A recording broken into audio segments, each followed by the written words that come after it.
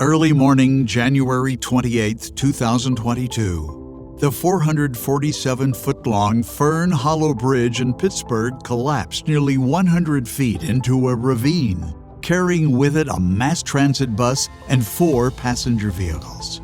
Miraculously, no lives were lost. 11 months later, a permanent replacement bridge is once again connecting the communities that rely on it.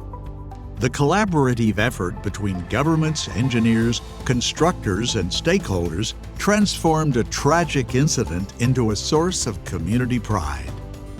The team kept the bridge's 4 vehicular lanes while maintaining the existing right-of-way, expanding multimodal capacity by 50%, increasing safety, and integrating public art.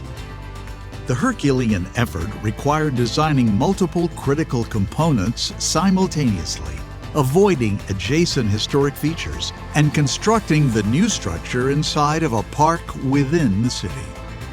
The project became a public spectacle for the community, who lined up to watch and applaud the parade of bridge beams as they traversed the city, often followed by news helicopters streaming video. The American Society of Civil Engineers is proud to recognize the Fern Hollow Bridge Emergency Replacement as a 2024 OCEA Honor Award.